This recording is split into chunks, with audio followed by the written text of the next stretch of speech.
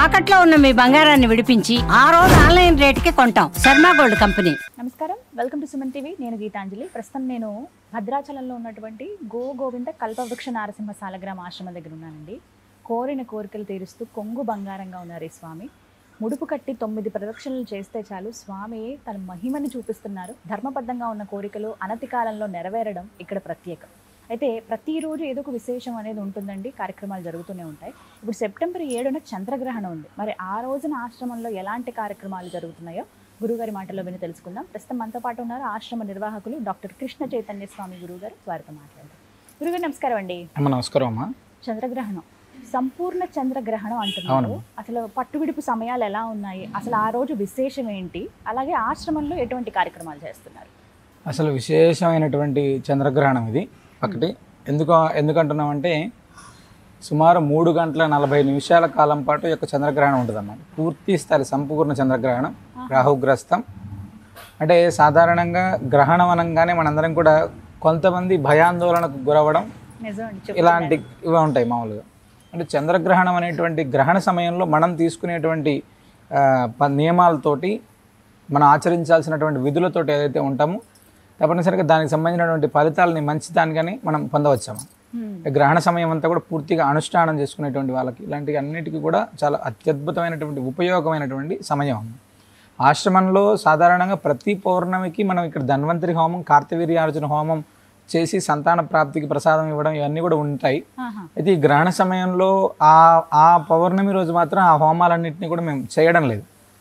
ఎందుకు అంటే ఆ రోజు ఉదయం వచ్చినటువంటి వాళ్ళు గ్రహణం సమయానికి అంటే మధ్యాహ్నం సుమారు 1 గంట సమయానికి ఆలయాన్ని ఇక్కడ బంద్ చేయడం జరుగుతుందమ్మా, క్లోజ్ చేయడం. తిరిగి వాళ్ళందరూ కూడా జర్నీ చేయాలి. సాధారణంగా గ్రహణ సమయంలో ప్రయాణాలు అంత విశేషం కాదు అని చెప్తారు. కాబట్టి మేము కూడా వచ్చేటువంటి భక్తుల క్షేమం కోసం ఏది కూడా చేయడం లేదు. పూర్తిగా ఆ రోజు స్వామివారికి సంబంధించినటువంటి అభిషేకం మాత్రం ఉదయం కొనసాగుతుంది, గోపూజ అభిషేకం కొనసాగుతుంది. రాత్రి సాయంత్రం యథావిధిగా నిత్యారాధన అయిన తర్వాత ఆలయాన్ని బంద్ చేస్తారు. అంటే గ్రహణ సమయం అయిన తర్వాత మరుసటి రోజు మాత్రం ప్రాతకాలంలోని కల్పవృక్ష నరసింహస్వామి వారికి విశేషమైనటువంటి అభిషేకం, గ్రహణ ప్రభావంతో ఇబ్బంది పడుతున్నటువంటి రాసుల వారికి ప్రత్యేకంగా సుదర్శన నారసింహ హోమం, అదేవిధంగా గ్రహణ దోష పరిహారం కోసం నవగ్రహ హోమాన్ని మనం ఇక్కడ విశేషంగా చేయడం జరుగుతుంది. అంటే మహాలయ పక్షాలు కూడా ఆ రోజు నుంచే ప్రారంభమవుతాయి కాబట్టి నారాయణ రుద్ర హోమాలు కూడా దాంట్లో కొనసాగుతాయి. గ్రహణ సమయంలో మనం ఏం చేసుకోవాలి?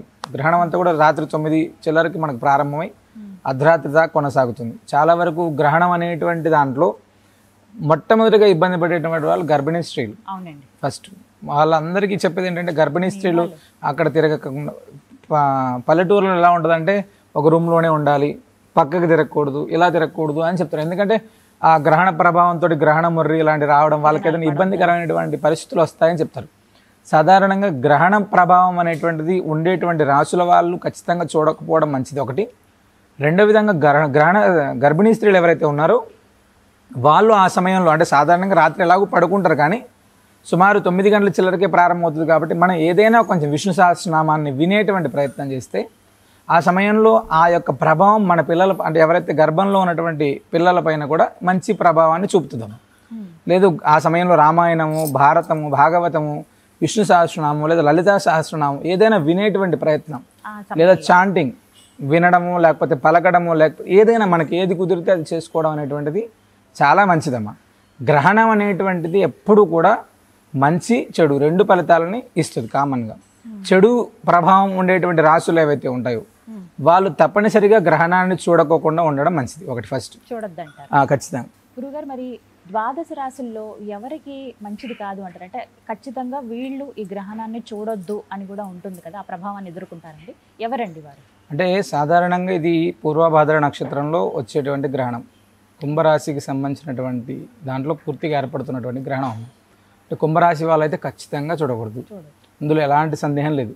అంటే మేము ఫోటోలో చూస్తాం, వీడియోలో చూస్తాం, ఇలాంటివి కూడా చేయకోకుండా ఉంటే అంటే సాధారణంగా ఏదో యాంగ్జైటీగా చేసేటువంటి పనులు ఏవి చేయకుండా ఉంటే మనది. ఎందుకంటే దాని యొక్క ప్రభావం నెగిటివ్గా ఉంది అని తెలుసుకున్న తర్వాత నిప్పు అంటే ఖచ్చితంగా కాలుతుంది, నువ్వు ఎలా ముట్టుకున్నా కాలుతుంది. కాబట్టి దాన్ని జాగ్రత్తగా ఉండడం అనేటువంటిది ఖచ్చితంగా మంచిది. కుంభరాశి వాళ్ళు ఖచ్చితంగా చూడొద్దు, అదేవిధంగా మీనరాశి వాళ్ళు ఖచ్చితంగా చూడొద్దు, కర్కాటక రాశి వాళ్ళు చూడొద్దు, వృశ్చిక రాశి వాళ్ళు చూడొద్దు. ఈ 4 రాశుల వాళ్ళు ఎవరైతే ఉన్నారో ఖచ్చితంగా తదనంతరం గ్రహణ శాంతి మరుసటి రోజు తప్పకుండా గ్రహణ శాంతి చేసుకోవడం అనేటువంటిది మంచిది. ఈ గ్రహణ ప్రభావం ఉండేటువంటి రాశులు ఎవరైతే ఉన్నారో వాళ్ళకు ఓపిక ఉంది ఖచ్చితంగా అనుకుంటే గ్రహణం ప్రారంభమయ్యేటువంటి సమయంలో స్నానం చేసి మీ ఇష్టదేవతలకి సంబంధించినటువంటి ఏదైనా మంత్రాన్ని, అవి ఏమీ లేకపోతే విష్ణు సహస్రనామాన్ని, అది ఏది లేకపోతే నారసింహ మహామంత్రాన్ని లేదా హనుమంతుడికి సంబంధించినటువంటి మహామంత్రాన్ని, వీటికి సంబంధించినటువంటి ఏదైనా మంత్రాన్ని మీకు ఓపిక ఉంది, భక్తి ఉంది, శ్రద్ధ ఉంది చేసుకుంటాం అనుకునేటువంటి వాళ్ళు గ్రహణ ప్రారంభ సమయంలో ఈ యొక్క మంత్రం అనుష్ఠానం చేసుకోవడం, స్నానం చేసి చేసుకోవడం అంటే ఖచ్చితంగా దాని యొక్క ప్రభావం మనకు ఎలాంటిది లేదు, ఎలాంటి ఇబ్బంది ఉండదు, ఖచ్చితంగా చేసుకోవచ్చు. సాధారణంగా అనుష్ఠానం ఉన్నటువంటి వాళ్ళు చాలామంది కూడా గ్రహణ సమయంలో విశేషమైనటువంటి హోమాన్ని చేసుకునేటువంటి వాళ్ళు ఉంటారు, అనుష్ఠానం చేసుకునేటువంటి వాళ్ళు ఉంటారు. ఇవన్నీ కూడా మన ఆశ్రమంలో కూడా అనుష్ఠానం మేము చేసుకునేటువంటి సమయంలో రాత్రి గ్రహణ సమయంలో మేము కూడా హోమం చేస్తాం. అవన్నీ కూడా మంచిదే. వాళ్ళు ఎవరైనా వాళ్ళు చేసుకునేటువంటి వాళ్ళు ఉంటే ఖచ్చితంగా అది చాలా మంచిది అమ్మా. గురుగారు కొన్ని నక్షత్రాలు అలాగే రాసుల వారి గురించి చెప్పారు, వీరు అసలు ఖచ్చితంగా చూడొద్దు అని. మరి వీరికి గ్రహశాంతి ఏ విధంగా చేయాలి, ఎప్పుడు చేయాలి వివరించండి. తప్పకుండా. అంటే గ్రహణశాంతి అనేటువంటిది గ్రహణం పూర్తయినటువంటి తెల్లారి మనకి ఎక్కడ అవకాశం ఉంటే అక్కడ పాల్గొనడం అనేటువంటిది మంచి గ్రహణశాంతి చేసేటువంటి ఆలయాల్లో. ప్రత్యేకంగా మన ఆశ్రమంలో గ్రహణశాంతి మరుసటి రోజు ఉదయం స్వామివారికి కల్పవృక్ష నరసింహ స్వామివారికి విశేషమైనటువంటి తిరుమంజనం చేసి ఆ తిరుమంజన తీర్థాన్ని వీళ్ళకి ఎవరికైతే గ్రహణ ప్రభావం ఉన్నటువంటి రాశులు ఉన్నారో వాళ్ళందరికీ కూడా ప్రోక్షణ చేసి తదనంతరం విశేషమైనటువంటి నవగ్రహ హోమాన్ని, మహాసుదర్శన నారసింహ హోమాన్ని గ్రహణ శాంతి అర్థం మనం చేస్తున్నామమ్మా. ఈ రాశుల వాళ్ళు ఎవరైతే అంటే కుంభరాశి కావచ్చు, మీనరాశి కావచ్చు, కర్కాటక రాశి కావచ్చు, వృశ్చిక రాశి కావచ్చు, వీళ్ళు ఎవరైతే మేము ఉన్న గ్రహణ ప్రభావం ఉండేటువంటి రాశులు ఉన్నారో వాళ్ళు ప్రత్యక్షంగా లేదా పరోక్షంగా పాల్గొని గ్రహణ శాంతి చేసుకుంటే మంచిదమ్మా. నమోదు చేయించుకోవచ్చా అండి పేరు? తప్పకుండా నమోదు చేసుకొని దీంట్లో పాల్గొనవచ్చమ్మా. ప్రత్యక్షంగా వాళ్ళు రావాల్సి ఉంటుంది. ప్రత్యక్షంగా వచ్చేటువంటి వాళ్ళకి ఎవరికైతే అవకాశం ఉందో ప్రత్యక్షంగా రండి. లేదు పరోక్షంగా మేము ఇబ్బంది ఉంది, మేము రాలేనటువంటి పరిస్థితులు ఉన్నాయనుకుంటే తప్పకుండా ఆ యొక్క హోమంలో పాల్గొనడానికి అవకాశం ఉంటుందమ్మా. సాధారణంగా ఉన్న వాళ్ళకైతే నియమాలు ఉన్నాయా అండి? అంటే ఈ సమయానికే ఆహారం ముగించాలి, ఎందుకంటే 9:30 వరకు ప్రారంభం అవుతుంది కాబట్టి ఎన్ని గంటల ముందు వరకు తీసుకోవాలండి ఆహారం? కానీ అంటే మనకు శాస్త్రం ఏం చెప్తుందంటే చంద్రగ్రహణం అంటే 9 గంటల ముందు నుంచి ఉండమని చెప్తారమ్మా. రాత్రి 9 అంటే మధ్యాహ్నం 1 గంట 2 గంటలకే బంద్ చేయాలి వాస్తవంగా. కానీ అంత అప్పుడు తీసుకొని రాత్రి వ్యాధిగ్రస్తులు కానీ ఇలాంటి వాళ్ళు ఎవరైనా కూడా ఉండలేరమ్మా. అంటే సూర్యుడు అస్తమించే లోపల తీసుకోవడం అనేటువంటిది మంచిది. అంటే 6 గంటల సమయం లోపల తీసుకుంటే ఇబ్బంది ఏం లేదు, ఎలాగో ఉండగలరు, మరుసటి రోజు పొద్దున్నకి సరిపోతుంది. అసలు ఉండలేనటువంటి వ్యాధిగ్రస్తులు ఎవరైనా ఉన్నారనుకుంటే రాత్రి 7 గంటల లోపల, ఇది చివరిగా 7 గంటల వరకు తీసుకొని మరుసటి రోజు ఉదయం వరకు ఉంటే మంచిది. దర్భలు అనేటువంటిది వేసిన తర్వాతనే ఈ మరుసటి రోజు దాన్ని అన్ని కూడా తీసేసి యథావిధిగా వాడుకోమని చెప్పి మనకు శాస్త్రం చెప్తుందమ్మా. దర్భ అనేటువంటిది ఎప్పుడైతే అందులో అన్ని పదార్థాలపైన మనం ఎప్పుడైతే వేస్తామో ఆ గ్రహణ ప్రభావం అనేటువంటిది వాటిపైన పడకోకుండా ఉంటుంది అని చెప్పి మనకు పెద్దలు చెప్తారు. దర్భ చాలా ప్రధానం గ్రహణాలకి, ఎందుకంటే ఆహార పదార్థాలు అన్నింట్లోనూ దర్భ వేస్తారు కదండి. కొంతమంది ఏంటంటే మొత్తం ఆ డబ్బా ఏదైతే ఉందో అందులో ఓపెన్ చేసి ఆ పదార్థం లోపల వేస్తారు, కొంతమంది ఆ పైన ఇలా పెట్టేస్తూ ఉంటారు, కొంతమంది ఆ షెల్ఫ్ ఉంటే ఆ షెల్ఫ్ వరకు అలా పెడుతూ ఉంటారు. అసలు ఏం చేయాలండి? ఎలా అంటే పూర్తిగా శాస్త్రం ఏం చెప్తుంది అంటే పెద్దల కాలంలో అయితే దర్భలతోటి ఇల్లు పైన పరిచేటువంటి వాళ్ళు కాబట్టి ఇబ్బంది లేదు అని చెప్తారు. కొంతమంది ఇప్పుడు చెప్పేటువంటి పెద్దలు ఏం చెప్తున్నారంటే కొంతమంది ఇంటి పైన వేస్తే అన్నిటికీ వస్తుంది అని చెప్తున్నారు. అలాంటిది ఉండదమ్మా. ప్రతి పదార్థంలోనూ వేయాలి.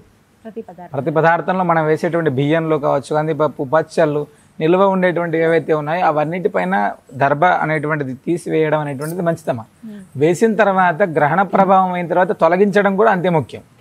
ఖచ్చితంగా తీసేయాలి. అయిపోయిన తర్వాత మరుసటి రోజు స్నానం అయిన తర్వాత అవన్నీ తీసిన తర్వాతనే మనం యథావిధిగా వండుకోవడం అనేటువంటిది ప్రారంభం చేస్తే మంచిదమ్మా. అంటే మనం రక్షణ కోసం కదా దాన్ని పెట్టిండేది. అది అయిపోయిన తర్వాత దానికి అక్కడతోటి దాని పని పూర్తి అవుతుంది. అయిన తర్వాత యాజ్ ఈజీగా మళ్ళీ తీసేసి యథావిధిగా మనం వాడుకోవడానికి అవకాశం ఉండదు.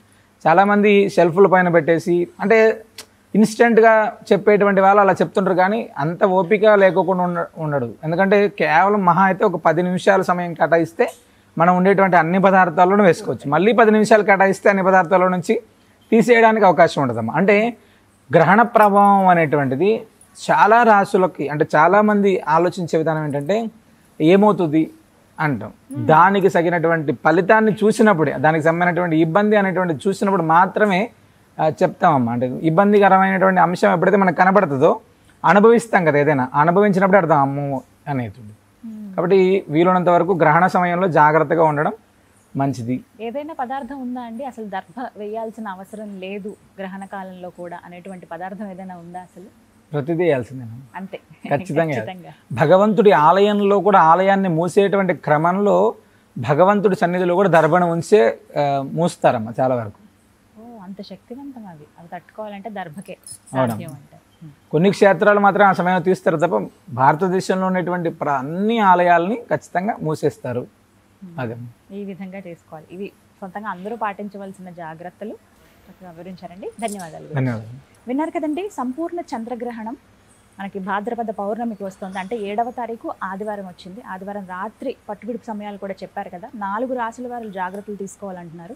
ఆశ్రమంలో విశేషంగా మరుసటి రోజు గ్రహణ శాంతి ఉంటుంది. ఈ 4 రాశుల వారు మీకు కుదిరితే కనుక ఖచ్చితంగా వచ్చి ఇక్కడ కార్యక్రమంలో పాల్గొని ఆ శాంతి అనేది చేయించుకోండి. లేదు దూర ప్రాంతాల్లో ఉంటే కనుక నెంబర్ ఇస్తాను నేను వీరికి సంబంధించింది, నెంబర్కి కాల్ చేసి మీ వివరాలు తెలపండి. స్వయంగా వస్తే ఇంకా మంచిది. స్వామినికి అంటే స్వామి దర్శనం చేసుకోవచ్చు. ఇక్కడ గోశాల ఉంటుంది, గోవుల్ని కూడా దర్శనం చేసుకోవచ్చు. ఇక్కడ జరిగేటువంటి యజ్ఞం ఆ హోమంలో కూడా మీరు స్వయంగా పాల్గొనవచ్చు. అలాగే అప్పటి నుంచి పితృపక్షం కూడా స్టార్ట్ అవుతుంది కాబట్టి అది కూడా ఒక ఉపయోగమే. ఆ కార్యక్రమం కూడా మీరు చేసుకుని పనిలో పనిగా వెళ్ళొచ్చు. అన్నీ కలిసి వస్తాయి కాబట్టి ఒకసారి ఆలోచించండి. కానీ జాగ్రత్తలు తీసుకోవాల్సిన విషయంలో మాత్రం ఎక్కడ కాంప్రమైజ్ అవ్వకుండా, సంపూర్ణ చంద్రగ్రహణం అత్యంత నిడివిగల చంద్రగ్రహణం కాబట్టి మన జాగ్రత్తల్లో మనం ఉన్నాం. నమస్కారం.